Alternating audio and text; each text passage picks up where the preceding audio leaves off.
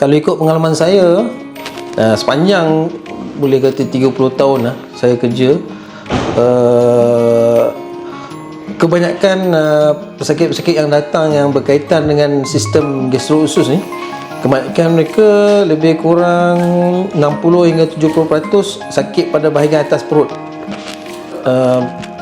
Contoh antara simptom ataupun gejala yang mereka alami ialah pedih pada hulu hati ataupun heartburn lah, kalau dalam bahasa Inggerisnya heartburn, perut kembung. Lepas tu terasa sakit selepas makan, dan kembung yang tak normal lah selepas makan sedikit tapi perut sudah rasa kenyang dan tak boleh masuk lagi. Seterusnya sakit pada bahagian kanan perut, sakit pada bahagian kanan perut. Apabila dia makan, dia sakit pada bahagian kanan perut.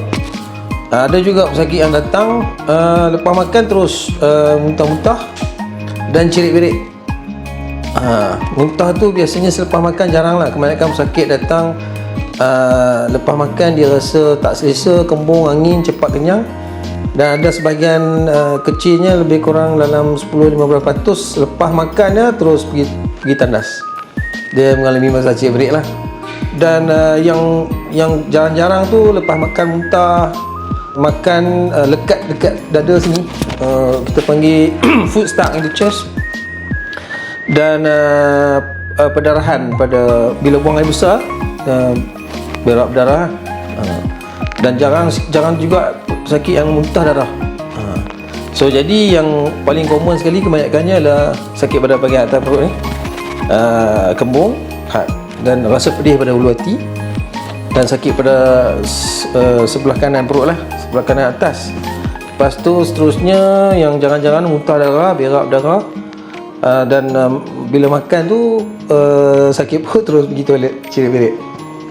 Kebanyakan dia simptom ini dia sebab habit dia makan terlalu laju lah kat ikut masa ke, atau dia memang sebab ada genetik? Penyakit yang berkaitan dengan genetik jarang sekali lah. Kebanyakannya berkaitan dengan cara hidup. Kan cara hidup kita sekarang sangat berbeza dengan zaman dulu. Zaman dulu kita sempat lagi memasak, beli barang dekat kedai-kedai, kedai runcit. Kita boleh dapatkan bahan-bahan yang lebih, orang kata, asli lah. Bahan asli kita buat sendiri. Sekarang ni selaras dengan pemodenan yang dihadapi oleh bulakan negara kita saja di seluruh dunia. Jadi cara makan tu dah berubah. Makanan yang kita dulu kita tak pernah tengok, contohnya di Korea dan Jepun, sekarang dah ada dekat Malaysia. Dan makanan Indonesia semua ada kat Malaysia. Makanan barat tu memang dah lama lah. So dengan adanya kepelbagaian makanan dan makanan diproses dengan bahan-bahan tertentu, jadi benda-benda ni kita tak pasti apakah kesan jangka panjang kepada sistem gastro usus kita ataupun sistem badan kita. Dan banyak lagi kajian diperlukan lah. Jadi walau macam mana pun kita digalakkan untuk mengamalkan cara hidup sihat. Makan pada waktu dia, dan makan dengan gelojoh, makan dengan terlalu cepat ataupun terlalu kenyang, dan makan makanan yang diproses, makanan tak sihat, kurang serat, dan banyak kandungan karbohidrat. Jadi benda-benda macam ni menyebabkan terjadinya penyakit-penyakit yang sebelum ni kita tak pernah tengok, tapi sekarang ni banyak terjadi. Contohnya macam sakit penyakit-penyakit dipanggil inflammatory bowel disease. Dulu jarang kita lihat penyakit-penyakit inflammatory bowel disease. Sekarang ni disebabkan perubahan cara hidup dan makanan, insiden dan kadar kejadian penyakit-penyakit ni semakin meningkat. So dan saya rasa kalau pesakit-pesakit yang datang di sini yang mengalami masalah gastro usus, biasanya kita ada beberapa cara kita nak rawat lah. Pertama, kita boleh menerokai sejarah kehidupan pesakit tu, dan lihat di manakah masalah yang berpunca masalah tersebut. Selepas tu kita buat pemeriksaan klinikal, dan seterusnya buat pemeriksaan darah, untuk lebih kurang tahu apa masalah pesakit tersebut, dan jika dan rawatan boleh diberikan berdasarkan kata pemerhatian dan pemeriksaan darah tersebut lah, klinikal dan pemeriksaan darah. Tapi kalau pesakit tersebut terus mengalami masalah-masalah macam contohnya macam gastrik, walaupun dah diberi ubat masih mengalami masalah yang sama, jadi kita boleh lakukan pemeriksaan seperti endoskopi lah.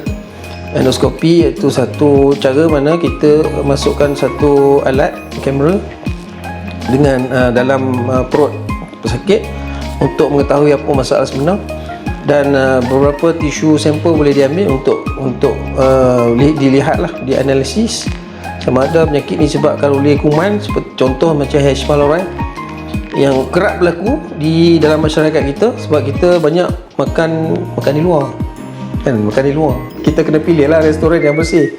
Tapi kalau kita makan benda yang tak bersih, kita ada berisiko tinggi untuk dapat penyakit macam H. pylori infection.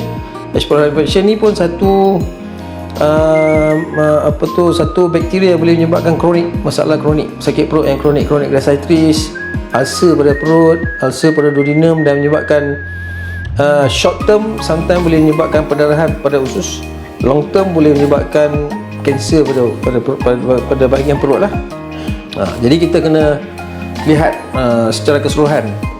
Dan pesakit-pesakit yang mengalami masalah batu empedu, mereka akan datang mungkin dengan demam, sakit pada bahagian kanan perut, dan kuning, mata kuning.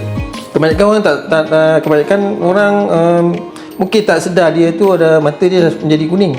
Cuma bila dia datang jumpa doktor, baru doktor nampak kuning. Lepas tu ini ada disebabkan oleh kerana penyakit batu karang, batu pada empedu yang telah menyumbat saluran empedu.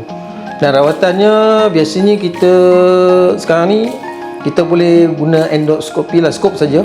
Kita boleh guna skop dengan teknik ERCP, ataupun yang mana kita kamera tersebut boleh sampai ke saluran empedu, dan kita gunakan alat-alat yang khas untuk keluarkan batu tersebut lah. Yep, pada masa sama.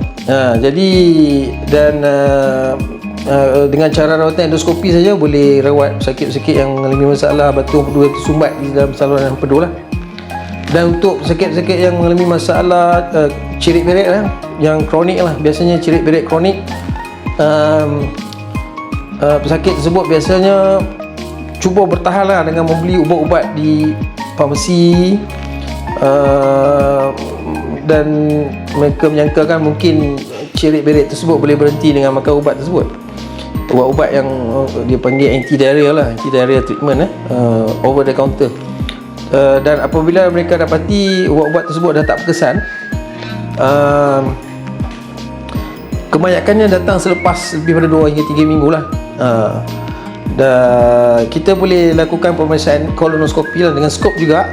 Kita masukkan satu alat melalui saluran usus besar, dan kita boleh lihat keadaan lapisan dalam usus besar tersebut, dan kita boleh buat tisu sampel, ambil biopsi, dan bagi ubat-ubat yang spesifik untuk sakit tersebut lah.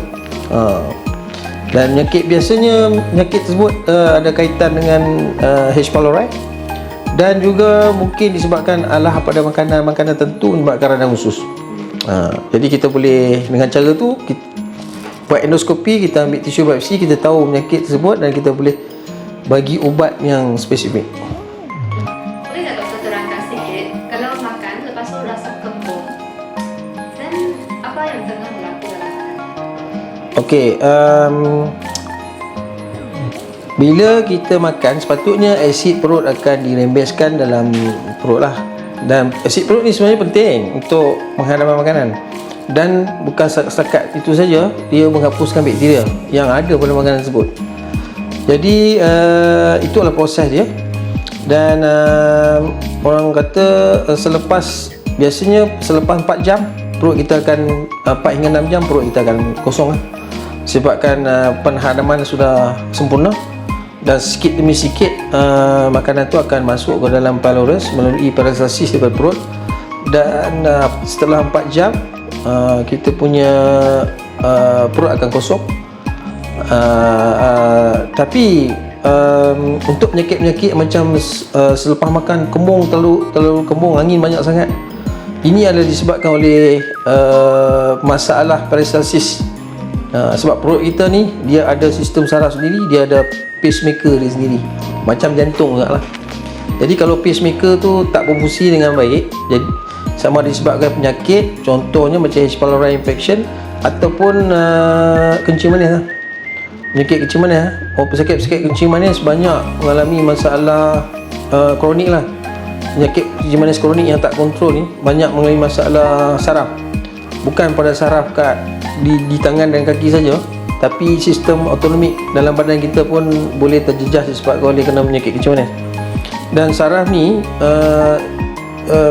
saraf vagus terutama saraf vagus adalah nombor 10, dan sistem simpatetik badan kita tak seimbang, menyebabkan perut tak dapat menjalankan peristalsis atau menjalankan penghadaman yang baik, menyebabkan sebahagian besar makanan tertinggal dalam perut. Dan makanan ini kebanyakannya sini saya tunjuk. Makanan ni banyak akan tertinggal di fundus sebab peristalsis tak berapa elok di sini. Jadi makanan macam tinggal sini. Sepatutnya makanan tu turun bawah dan dia keluar ikut pylorus dan duodenum lah. Jadi ini akan menyebabkan bila makanan tertinggal di sini akan menyebabkan rangsangan untuk menghasilkan asid berterusan dan akan terjadinya asid pocket di sini. Dan asid pocket ni akan menyebabkan reflux dan menyebabkan pedah heartburn dan rasa perut kembung sebab angin banyak di sini, kawasan ni, kawasan fundus. Akan merasakan perutnya masih lagi kenyang dan angin yang banyak, dan akan berlaku heartburn lah sebab disebabkan oleh acid reflux. Jadi cara rawatan kita boleh nasihatkan pesakit untuk, kalau pesakit tu kencing manis, kita kena nombor satu, kita kena kawal kencing manis tu sehingga paras gula balik ke normal. Lepas tu kita boleh bagi ubat-ubatan macam prokinetik untuk membantu pergerakan perut ni supaya dia cepat balik ke normal balik.